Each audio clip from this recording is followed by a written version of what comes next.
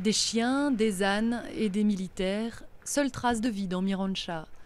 La ville était encore, il y a quelques semaines, la capitale des talibans pakistanais. Mais après de sévères bombardements et une opération au sol lancée début juillet, il ne reste plus rien. Les civils ont fui et lors d'une visite organisée pour la presse, l'armée a affirmé avoir nettoyé 80% de la ville. Cela prendra un peu de temps à nos ingénieurs de venir et d'enlever tous les explosifs qui restent. Et pendant qu'on fait ça, on continue de débarrasser la région des terroristes qui sont encore là.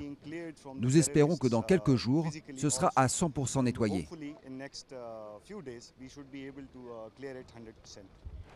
L'armée pakistanaise aurait tué 400 djihadistes à Miranshah et dans ses environs. En pénétrant dans le grand bazar de la ville, ils disent qu'ils y ont découvert plus de 23 tonnes d'explosifs prêts à l'emploi, ainsi que 200 vestes pour attentats suicides.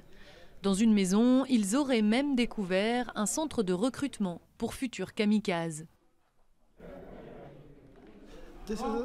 Ça, c'est une sorte de certificat que les kamikazes signaient, là.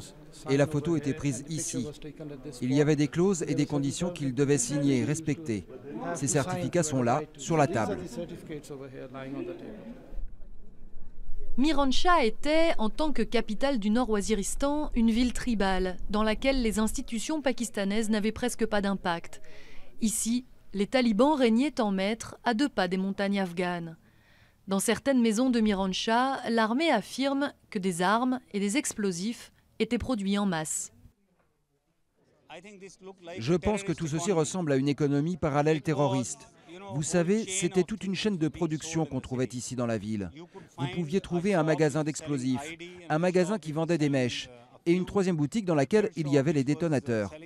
Il semble bien qu'il y avait ici toute la chaîne du terrorisme. L'armée reconnaît que les chefs talibans ont réussi à fuir avant les opérations. Le combat est donc loin d'être terminé et aucune date n'est donnée pour le retour des civils dans leur ville.